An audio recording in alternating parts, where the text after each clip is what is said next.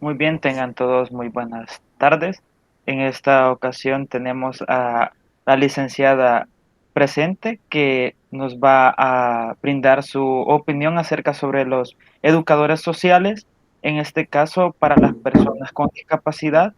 Ella es del área de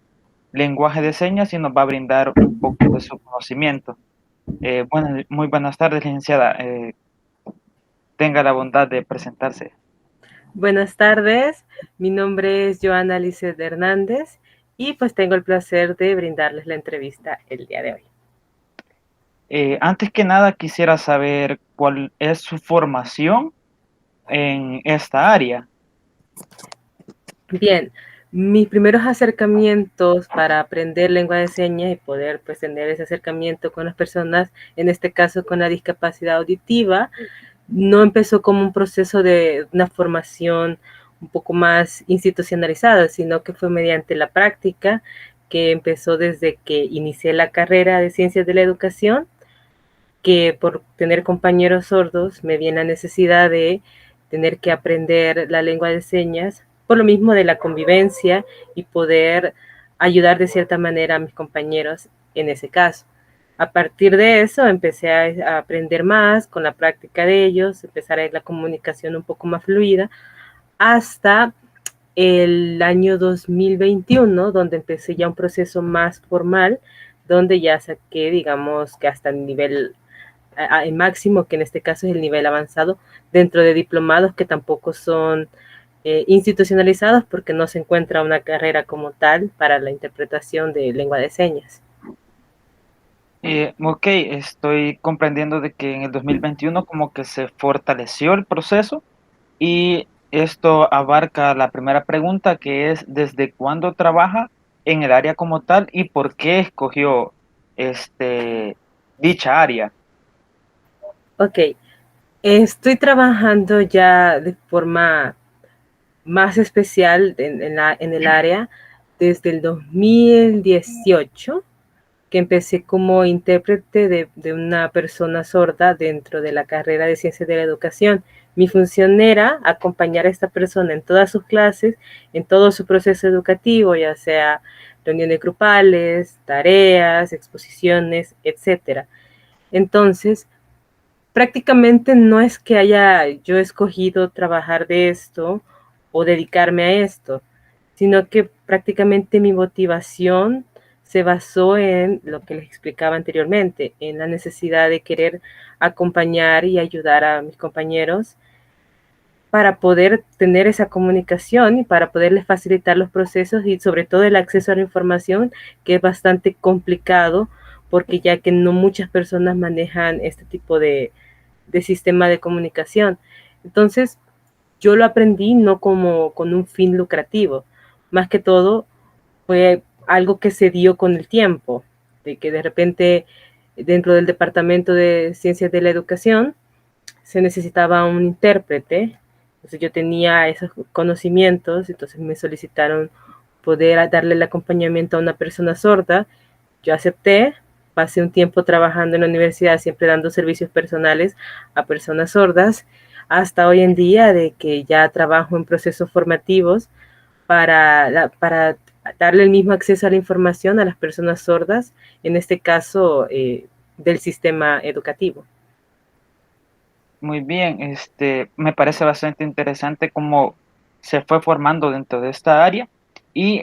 la siguiente pregunta es, ¿cuál es el método que usted utiliza para tener ese primer acercamiento con estas personas y cómo ayudarlos en este proceso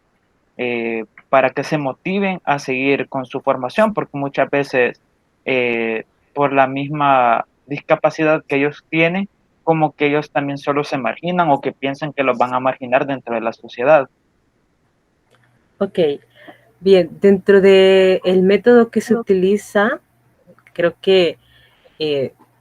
dentro del área, como intérpretes, como personas que ayudamos a,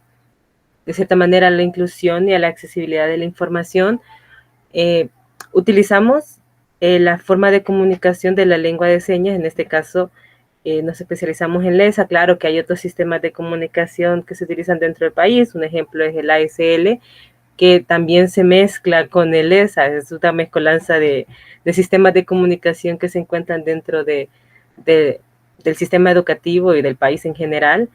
Y digamos que para motivar a estas personas, ya que no todos tienen como un proceso de educación formal, es decir, que no todos tampoco tienen acceso a ciertos grupos de personas siempre de su misma comunidad sorda. Entonces, muchas de estas personas no conocen incluso su propia lengua porque puede ser diferentes factores. Por ejemplo, los padres no les dieron el acompañamiento necesario en el debido momento. Hubo el caso de un estudiante que me tocó darle interpretación en la universidad,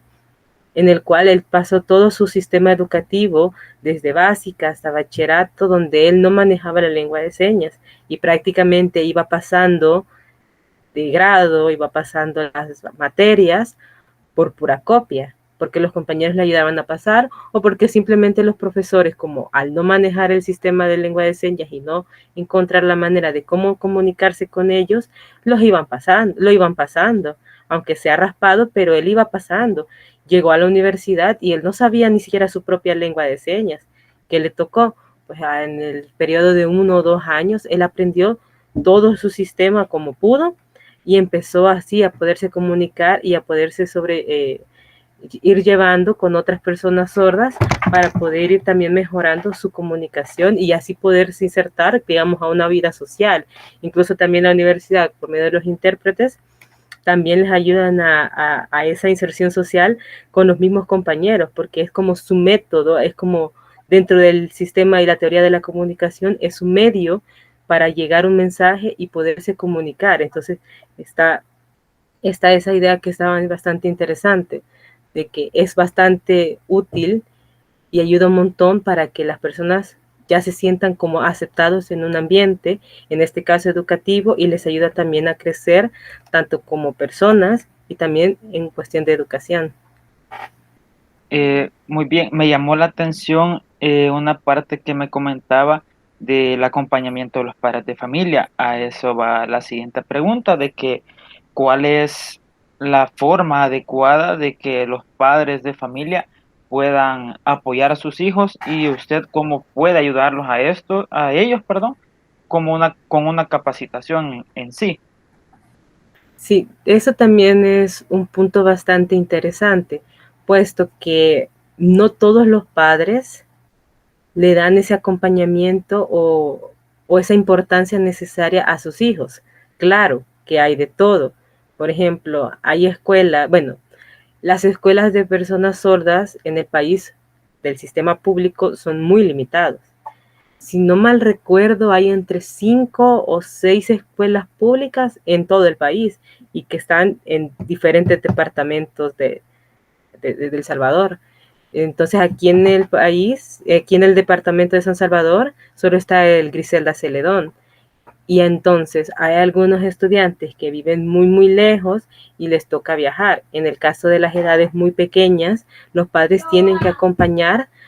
los padres tienen que acompañar a sus hijos para que puedan llegar a las escuelas a salvo. Los padres esperan dentro de la escuela y al finalizar la jornada se van con sus hijos. Entonces, lo que hacen algunos padres es quedarse en la escuela y la institución les brinda un acompañamiento para enseñarles un poco lengua de señas. En el caso de los padres que se interesan por sus hijos y se interesan poderse comunicar en la lengua natal de los niños sordos. Claro que este es el caso ideal y que no siempre se cumple y que no siempre están dispuestos a darles ese tiempo, que los padres se tomen ese tiempo para aprender. Y está el siguiente caso, que es el que les comentaba de mi compañero. No sé qué tanta importancia o qué tanta relación tenía este niño con sus padres, pero por lo que yo supe, ellos son como que solo trabajaban, entonces no tenían tiempo de como estarles llevando a una escuela especial, tampoco tenían el conocimiento, porque el acceso a la información incluso para los padres, sobre el tema de la discapacidad, todavía para algunos es un tema un poco sensible y les cuesta un poco comprender que su hijo, como una persona con discapacidad, necesita mucho más apoyo de parte de sus padres en comparación a un niño que no tiene una discapacidad. Entonces estos padres no se preocuparon, no pensaron que no era necesario que este niño en este caso, tuviera que ir a una escuela específicamente para personas sordas. Quizás no le vieron como el sentido de llevarlo, entonces lo pusieron en el sistema público con otros niños que fueran oyentes, sin importarles si estos estaban aprendiendo o no. Entonces, el niño fue aprendiendo y no podemos decir que su sistema educativo haya adquirido los conocimientos necesarios para poder destacarse o para poder aprobar. Entonces él prácticamente fue pasando por puro sistema o por pura copia, por compañeros, donde él ni siquiera sé cómo hacía para comunicarse, quizás creó su propio sistema, porque pasa incluso en algunas familias que son de escasos recursos, donde no pueden ir a una escuela, entonces ellos entre la familia crean su propio sistema de lengua de señas a su manera, de forma muy, muy tosca. Entonces, eso pasa, y eso pasa desgraciadamente por también el desconocimiento de esta información. Y siempre se le incentiva a los padres de que traten de preocuparse por sus hijos. Como les digo, hay capacitaciones para los padres en las escuelas porque se les trata a los docentes de darles el mayor acompañamiento posible. Incluso dentro del Ministerio de Educación había algo que hacía la Asociación Salvadoreña de Sordos por medio de asesores técnicos que son de la misma comunidad sorda, que se encargaba de ir de escuela en escuela para darle capacitación tanto a docentes y a padres y madres de familia para que aprendan lengua de señas. Entonces, esos son esfuerzos de la misma comunidad sorda y también de los docentes para que los padres puedan entender tanto que su hijo tiene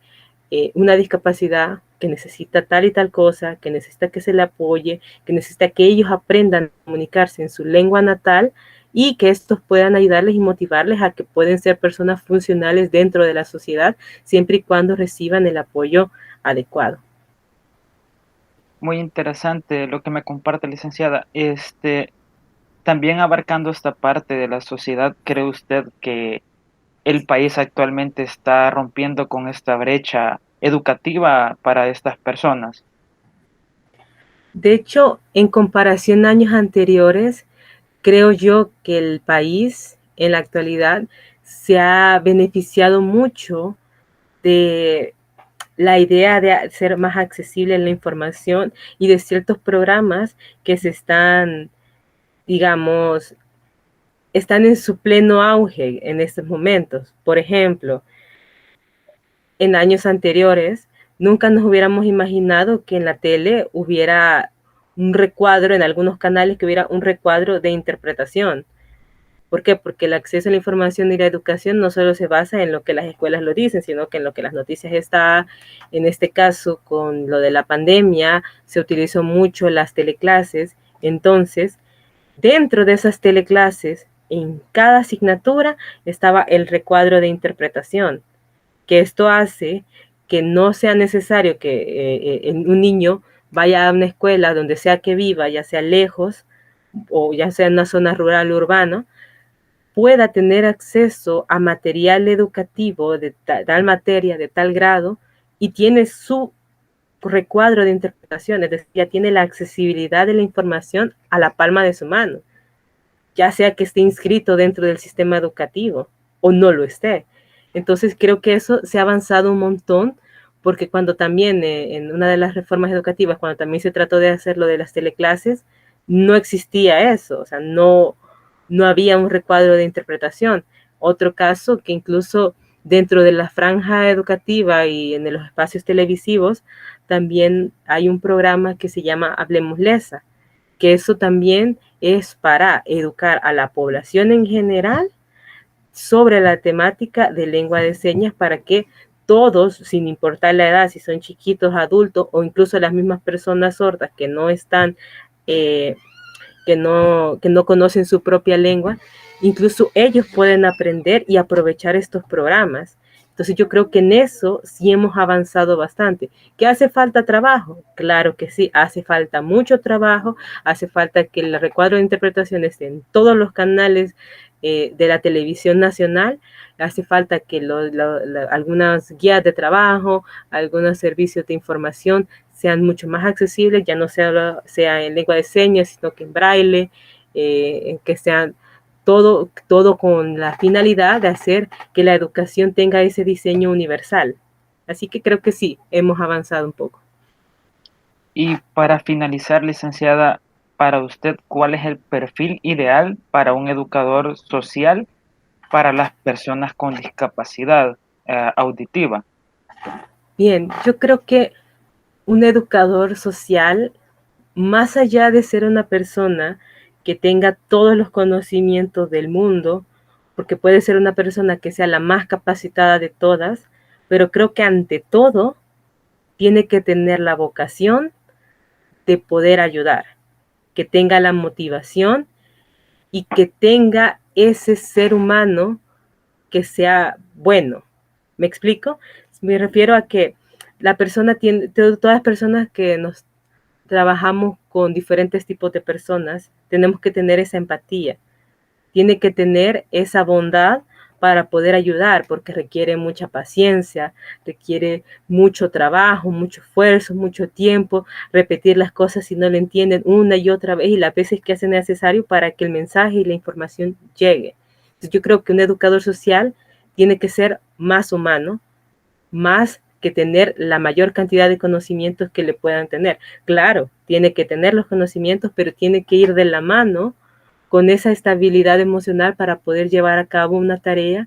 porque no es como la idea de decir, ay, pobrecito, es una persona con discapacidad, voy a ver qué hago. No es esa la idea, sino que ellos necesitan ser aceptados no como persona con discapacidad, sino que como persona como tal. Entonces un educador social debe entrar en ese papel, de decir que él es un medio para un fin y que esta persona solo va a acompañar y va a hacer que los procesos sean un poco más sencillos, pero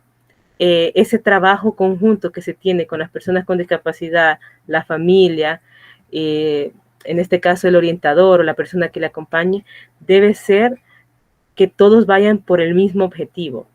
que vayan por el bienestar y porque las personas puedan llegar a desarrollarse y tengan una función